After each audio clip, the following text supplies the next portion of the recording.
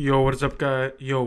Oscar here with a new video, and this is gonna be discussing my Washington football team versus Cincinnati Bengals, second game of the preseason, analysis and reactions.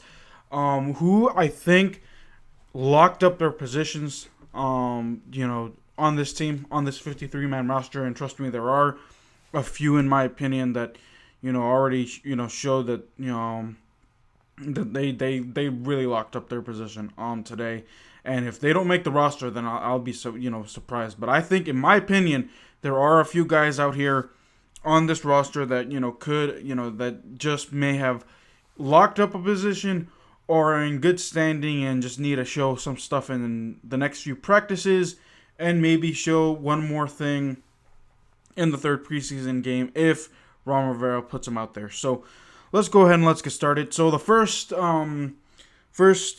rundown was all quarterbacks played okay. The one criticism that I'm gonna have, of this offense as a whole, is that it's really concerning.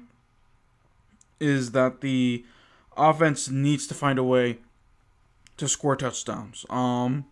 Excuse me, I'm getting nasty burps. That's why, give me 1 second, guys. Just trying to get over some stuff. So excuse me here for a second while I gather my bearings here real quick. All right, I think I should be good. So that is a one criticism that I'm gonna have, because Washington struggled to score all of last season. They couldn't. It took them a while to get going in the first quarter and in some parts of the second quarter. So that is the one thing that is, my main concern as a Washington football team fan, is that this offense, they can't be sputtering and they can't be having slow starts. I know it's preseason, but you just can't do it. You can't do it in the regular season. So let's hope that that's not a prelude of things to come for the regular season. So the next one guy that I think that definitely locked up his position is running back Jarrett Patterson. And I was hearing things about Jarrett Patterson. I heard that I know some guys that were saying that he went to high school, that he was a good solid running back, but he really solidified. He's had really good practices. And then he had two outstanding preseason games last week against New England, and then tonight against Cincinnati. He had 133 all-purpose yard and had a touchdown that gave Washington the lead today against Cincinnati. So I honestly think that Jarrett Patterson has already been a lock, in my opinion, to make this roster. If Washington keeps three running backs, which I honestly don't think so, because there is injury history with the running back position with Washington. So I think that they'll keep four, but I think that the three options that Washington has at running back are gonna be Antonio Gibson, J.D. McKissick, and Jarrett Patterson. I think that these guys are locks. And then Peyton Barber maybe as the fourth running back, but I honestly think that Jarrett Patterson has locked up his position at running back. So that is one guy that already I think is a lock. Some notable performances: Dyami Brown got some plays in today. He had a 29-yard catch. I think that he's going to be opposite Terry McLaurin on that outside. Antonio Gandi-Golden, don't sleep on him. With Calvin Harmon gone, Antonio Gandi-Golden can make this roster, and he had a solid performance last week against New England, and he had another one. Had a couple of big catches. I think he had like a 45-yard catch or something like that tonight. So, and he caught a 2-point conversion. So I honestly think that Antonio Gandi-Golden, with Calvin Harmon released earlier in the week, he should be making this roster as well. Taylor Heinnicke. Let's talk about some of the quarterbacks here real quick. Ryan Fitzpatrick played solid. Taylor Heinnicke. Taylor Heinnicke started off the game 9 for 9, but then, he had a few, disrupted passes here, towards the end of the first half.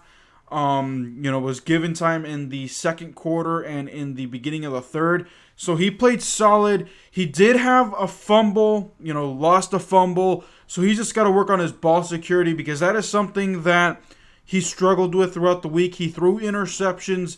He had a fumble today, so hopefully, and he actually threw an interception but it was overturned. So he's just got to work on ball security at this point. Really, he had, a solid game today. Started the game 9 for 9.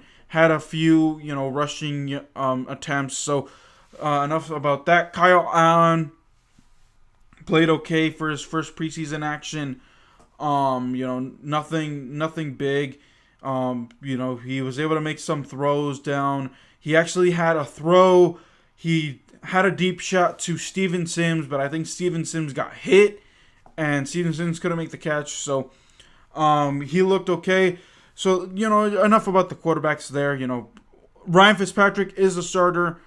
No ifs, ands, or buts. I think now it's all about the backup quarterback position. So, on to the backup quarterbacks. I think Ryan Fitzpatrick has already solidified his starting position, but we'll have to wait and see what happens there. Let me see. So let's look at the defensive side of the football.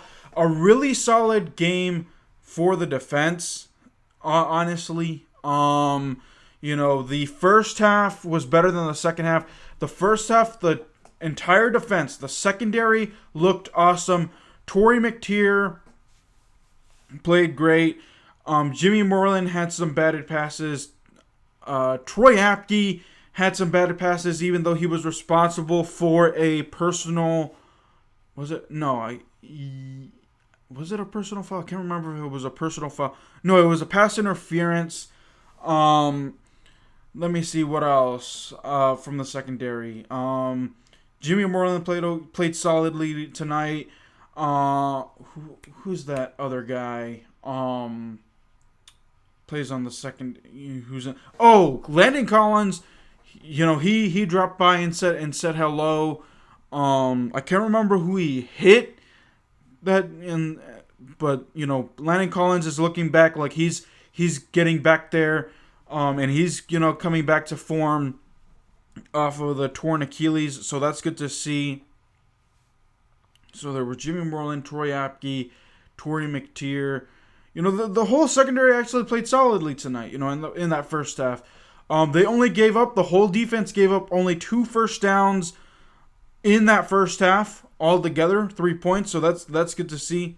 Even though Cincinnati, got a touchdown in the third quarter, but all around defense played solidly. David Mayo had a solid game. Daniel Wise, I didn't even know who Daniel Wise was. He actually had a fumble recovery. William Bradley King had a strip sack, and then Daniel Wise recovered it, and then he also had some tackles for a loss. Stop the running game. So let's see if Daniel Wise makes this roster. I think he's a linebacker, if memory serves me correctly. Please correct me if I'm wrong.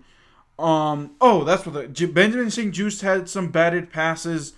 Danny Johnson, he's actually had an almost interception. Joe Theismann, and I think that the cornerbacks coach